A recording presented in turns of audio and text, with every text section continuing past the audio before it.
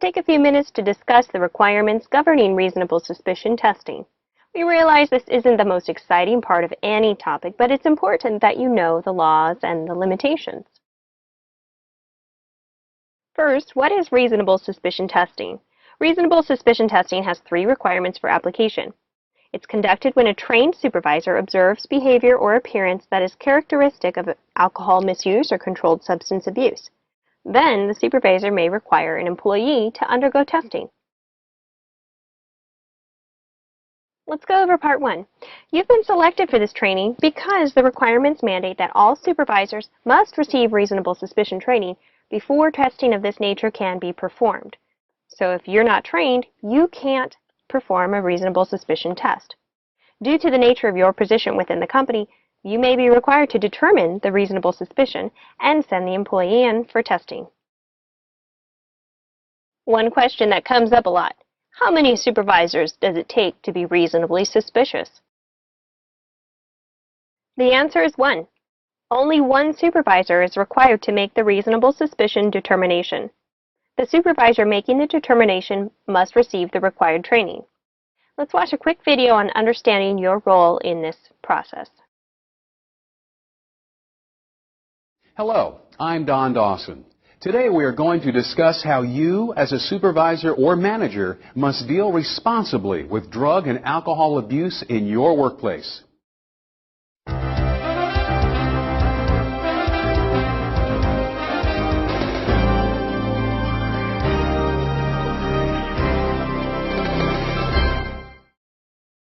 As a manager, you need to respect an employee's private life. But what if one of your workers had too much to drink last night, or another worker smoked some dope over the weekend? How about the employee who has been taking medications that could impair their ability to work safely? When substance abusers arrive at work, they don't leave their problems at the door. What these employees are doing both on and off duty could cause them to have a serious accident. Part 2 of the requirements is the supervisor's observations. The supervisor's determination of reasonable suspicion must be based on specific, clearly stated observations of the employee's appearance, behavior, speech, and body odors. Indications of the chronic and withdrawal effects of drugs may also be considered when determining reasonable suspicion for drug testing. You cannot send an employee in for a reasonable suspicion test based on what someone else has observed and reported to you, or based on a gut feeling that you may have. You have to observe the behavior personally, and you have to be able to describe that behavior to others if necessary. The supervisor must prepare documentation of the conduct leading to the employee being sent to test. This documentation must be prepared and signed by the supervisor who witnessed and made the reasonable suspicion determination within 24 hours of the observed behavior, or before the results of the alcohol or drug test are released, whichever is earlier. Alcohol testing is authorized only if the observations are made during, just before, or just after the employee is performing safety-sensitive functions. The person who makes the determination that reasonable suspicion exists may not conduct the alcohol test themselves. Drug testing, however, can be performed anytime there is a suspicion. Part 3 is performing the test. There's a lot to say about this. Being well versed in the steps can help make this difficult job a little bit easier. You're also less likely to forget an important step in the process, which could possibly invalidate the test or make your company unable to act upon important employment decisions that could result from the test. The process involves the following steps: observe, confirm, document, confront, then test. The first step is to observe.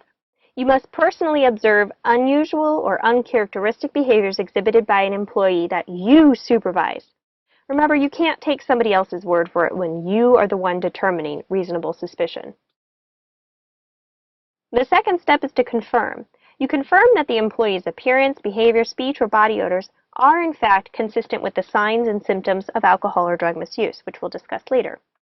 Enlist the assistance of another trained supervisor within your company if you're unsure whether you can confirm those observations or if they match or not. The third step is documentation. You must document your observations in writing. Again, you cannot rely on past history or the observations of someone else. What you write down will be very important in determining whether or not the employee will be taken in for testing. A reasonable suspicion record serves to document your observations prior to ordering the test. Keeping your documentation objective is critical to making this process easier. When completing this type of record, be clear, concise, and specific in your written descriptions. When collecting details, instead of writing, "I think this guy is using alcohol," specifically and clearly state the behaviors which demonstrate the alcohol use.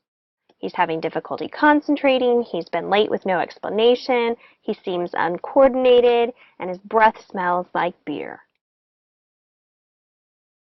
Once again, instead of writing, "Well, she acts like she's on drugs," specifically and clearly state the behaviors which demonstrate drug use. She's talking in short, clipped sentences, her speaking is really fast, she's having difficulty looking me in the eye, she seems to be always in a hurry to get away from me, she's had several absences due to undefined health problems. The fourth step in our process is to confront the employee.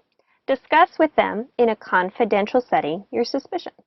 Describe exactly what you observed and why it prompted you to order this test.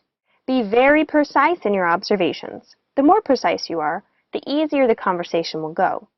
Then immediately remove them from all safety-sensitive functions. The final step in our process is the testing. Direct the employee to undergo the required test. Though not required, if the test is conducted off-site, they should be transported to the testing facility by a company official of the same gender. Never allow the employee, who you reasonably suspect of alcohol or drug misuse, to transport themselves to the testing facility. If a reasonable suspicion alcohol test is not given within 2 hours following the observations, you must make a record stating the reasons the alcohol test was not given. If the test is not given within 8 hours, you must stop all attempts to give the test and must make a record stating the reasons the alcohol test was not given. Another common question is, well, what if I don't get the alcohol test done in time? If reasonable suspicion for alcohol use is observed but a test has not yet been given, the employee cannot perform safety-sensitive functions until the test is given and the breath alcohol concentration measures less than the permissible limits, or 24 hours have passed following the determination of reasonable suspicion. After that, testing would be less effective since their blood alcohol levels will have changed. A drug test, however, may be required any time reasonable suspicion exists while the employee is on duty. Most controlled substances stay within the body for several days up to weeks. If you suspect someone is abusing today, chances are that the substance will still be in their system tomorrow. So if you miss an opportunity to test them, you can play catch up upon your next opportunity, but we highly recommend testing them as soon as possible to avoid any accidents or injuries that may result because of their use.